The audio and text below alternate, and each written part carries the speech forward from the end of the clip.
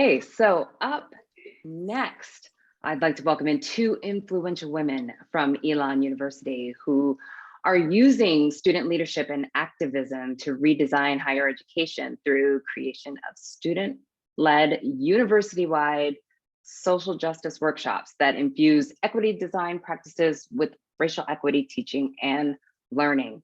So please, let's welcome Sonia Robinson and Dr. Danielle Lake. Hello, everyone. Thank you so much for having us. We are so excited to share this space with you and share our work with you all. I'm going to quickly share my screen.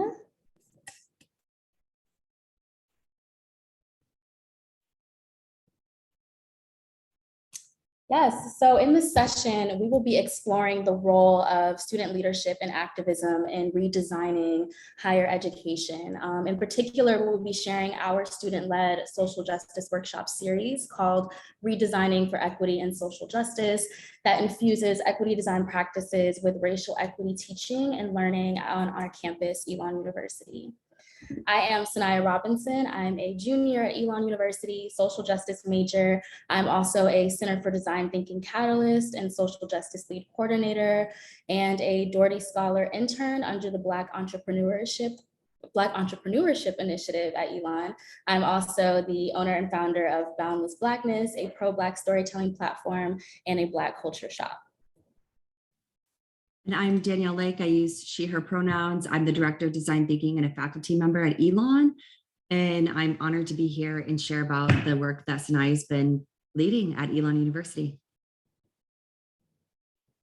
So just a quick agenda for our session today. We will be going through the vision and the history of our social justice workshop series. I'll be talking a little bit about my experience as a student leader in this work. We'll be talking about our future goals and recommendations for the series based on assessments of feedback from participants who have experienced each workshop. And then we'll leave a little bit of time at the end to share our contact information in case anyone wants to be in further conversation with us after the session and after the workshop. Just a quick vision for the social justice workshop series. This series consists of 3 workshops that were introduced to Elon University through the partnership with Tyrone Jean, who's the former director of the Center for Race, Ethnicity, and Diversity Education at Elon, also known as the CREED. And we began discussing the need for social justice and equity education on campuses like Elon. And the CREED provided that research and resources and stories for diversity, equity, and inclusion work. And the Center for Design Thinking provided methods and concepts to turn these ideas into actionable forms of activism. So these 2 centers came together to create workshops that provided methods and exercises to help community members engage and implement social justice practices into their lives.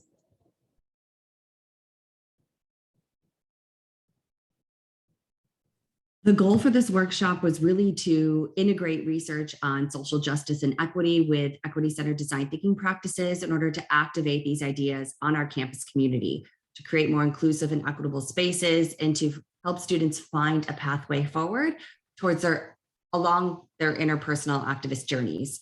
So how might we redesign not just oppressive systems and practices within our own communities, but also start that journey ourselves internally? The work as well is infused with a lot of critical research across the fields of equity design and critical race studies, from Bobby Harrell's work to more recent publications like Biased by Jennifer Eberhard and Stamped by Jason Reynolds, as well as with local resources here in our own counties. What are our own researchers and community members sharing about this work, and what are we learning about it on our own campuses? And so that partnership has really helped to foster those next steps. And we want to talk a little bit about the timeline for this. So this began in Sanaya's first year at Elon University in creating that first workshop, which really exploded across campus and across our communities and developed into this workshop series where we're not simply focused on how we might use these practices to address our own implicit biases, but also how we might disrupt cycles of oppression and move towards cycles of liberation, and then what it looks like to cultivate anti-racist practices. So this work has been evolving over the past 2 years. Yes, so I'm just briefly going to go through each workshop, the goals of each workshop, and the design thinking practices that we implemented, at least a few of them. And again, we only have a brief time with you all, so if you would like to connect with us after to talk more deeply, we would love to do that. So the first workshop in the series is centered around implicit bias, so emphasizing that implicit bias is a distorting lens that influences the way that we think and the way that we act in the world. And so participants in this workshop frame the role of bias in their own lives, think about the way that bias impacts the communities around us, and explore generating actionable opportunities for how they might contribute to fostering greater diversity and equity and inclusion, especially on a predominantly white campus. And so the history of the series, we began imagining what this would look like in the spring of 2020 and co-designing with the Creed in the summer and launching the first workshop in the fall, with over 70 workshops being facilitated and over 2,200 people experiencing each workshop. So we're really excited about the impact that it's had. With each workshop, we like to start with a framework or an idea to get participants understanding where we're going. And so really understanding how racism and inequity are products of design and have been very strategically and purposefully implemented in the systems and structures around us. And these workshops being an idea to start thinking about how can we dismantle and start redesigning. So with this workshop, starting with transforming our own biases as being a point of dismantling. And this is a sample agenda that we have for really each of our workshops. And so this really gives participants an opportunity to get an idea of how we want to show up together in this space, how we want to be in conversation with each other, and how we want to practice these design thinking methods that may be new for a lot of people.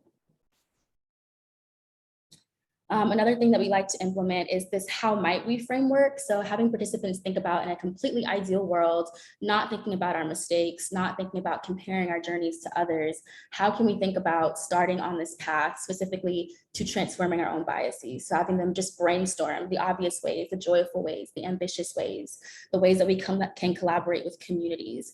And then we have participants choose the idea that maybe they're most passionate about or they're most excited about and create something called a mind map that looks like this, and making them think a little bit deeply about how will this actionable item move within my life and how can I stay resilient through this process so that when I walk out of this workshop, I can continue this work. The second workshop in our series is called Designing for Liberation, and this is having us think about how the ways that cycles of oppression have been implemented in our lives since we've been children, really, and the ways that these cycles of socialization play a role in our lives and our actions and in our mindsets, and how we can move towards systems that are more full of liberation. So again, exploring those generating actionable opportunities for unlearning these things that have been so deeply rooted and generating actionable strategies for transformation. Another timeline, this is one of our newer workshops. So there have been over 20 workshops facilitated with over 300 people participating so far. Another framework, again, thinking about how we can move outside of these cycles of oppression into cycles that are more full of liberation and justice. And another idea that we like to emphasize in this workshop specifically is thinking about our individual impact and also our collective and systemic impact. So on an individual level, thinking about how can we cultivate awareness on these issues? How can we seek out knowledge on these issues? And how can we develop the skills to start addressing these issues and advocating for these marginalized and minoritized communities, some of which that we are a part of? And then we think about the collective systems, how can we strategize action? How can we start organizing with communities? And how can we emphasize systemic equity? So knowing the importance of both and how they interact with each other. We also have participants go through another design thinking tool called an iceberg framework, which helps participants be more actively and critical aware of the ways that injustice can be present around us. And so we have them think of the experiential elements, which are the things that we very obviously see, hear, and feel. And then we think about those invisible social structures. This injustice is very deeply rooted and it's historic. So there are things, these norms and these rules and these actions that are so deeply rooted that we may not even notice them. So how can we focus on both and address both in a real way? The third workshop in our series is called Design Justice. It is the newest workshop in our series, and it's helping participants think more deeply about this role of an anti-racist and what this really means. And so in this workshop, we have participants define key terminology centered around anti-racism, map their own journey towards racial equity, and learn about utilizing tools towards moving towards anti-racism and staying resilient throughout that journey, knowing that anti-racism is not a destination, but it's a continuous process, and taking those daily actions every day to stay on that path. Again, this is one of our newer workshops. We haven't had the opportunity to facilitate as many, but we are really excited to grow and thrive the series in the future. So this goal, again, of creating these actionable opportunities to move forward in this role of an anti-racist. And thinking about, our personal experiences with the systems and structures around us, how we show up in the world based on our various intersections and our identities. And considering all of these things, thinking about if I were to step onto this role of equity and being an anti-racist, what would I hear? What would I think? What would I feel? What would I see? And what would I do? And we have participants practice this through an empathy map. So again, kind of another way to just brainstorm openly and transparently on a personal level, but also with our community members. We also have a role-playing activity that we involve students in, thinking about if I'm in this moment where I'm faced with injustice or I see oppression in action, what can I say and what can I do? So we have participants pick one of these prompts and practice with each other regarding what to say and what to do in these situations. Since that entire workshop series is very student-run, student-facilitated, and student-designed, so I just wanted to briefly share a little bit about my experience as a student leader in this work. I've learned a lot about the transformative power of storytelling and the way that storytelling is deeply rooted in tradition and legacy and ancestry. But also it has been used as a tool to portray certain communities through, inaccuracy and through stereotypes. And so I've had a very deep appreciation for the power and importance of storytelling in a way that is very inclusive and accurate. And being a social justice lead coordinator in this space, I've been met with a lot of excitement and enthusiasm, but also times of tiredness, and tiredness that I'm sure a lot of you can relate to, not really a physical tiredness, but more of like a mental and emotional tiredness, being a Black woman on a predominantly white campus, coming from a historically oppressed group, and being tasked with educating and teaching those that come from a predominantly uplifted group in history can be, exhausting, but it has taught me the importance of allocating roles and leaning on community. And so being a part of this inclusive and diverse student-run team has been very fulfilling and led to a lot of opportunities for community building. And that's also been very exciting and energizing, but also been met with conflict at times too, when in this space, a lot of the participants are very excited for the work and ready to share and ready to be transparent. There's also moments when participants aren't ready to talk about what it means to be an anti-racist, aren't ready to step into this work, aren't ready to address if this is even an issue. When we're sharing these stories that are very authentic and that are not hypothetical, they're very real lived experiences of me and my community members, that can be a difficult thing to face when people don't want to listen. But I've learned to, find that balance between giving grace and meeting people where they are, but also putting a little bit of pressure and making sure people understand the depth and the significance of this work. So I'm just eager to continue my social justice journey and learn more from my current and future peers and colleagues. This work has been a part of an assessment and a research study at Elon University to really understand the value, the challenges, and the impact of that. And so we've been assessing all of these hundreds of workshops over the past couple of years to try to understand how they're intervening or disrupting and how they're supporting next steps at our university and across our communities. And the feedback has been overwhelmingly affirmative that participants, attendees have found that this work has enhanced their interest in design thinking practices for moving forward in their own journeys, that they have felt like they were provided with ideas and resources and strategies for how to really intervene in that day, in that week, in their next lives, and that they were engaged, right? That they understood that they were following along with with the facilitation of our student leaders. When we ask them, what did you most value? Overwhelmingly, it is the resources to critically reflect upon where they're at in their own journey and how they can move forward. That idea of where do I go from here? So those tangible resources, but also those intangible pieces of like, how do we engage in those conversations? How do we move forward with this work? So that's been really, really valuable to hear. We've also asked them, what kinds of additional resources do you need? And again, overwhelmingly, it's that they want access to those methods and strategies moving forward in their lives so they come back to them as they struggle or as we confront new situations, and that they want that, again, that tangible and intangible of like, where are the communities that I can engage in, where are future workshops and opportunities, but also what are the methods and strategies that I can employ to kind of move myself along.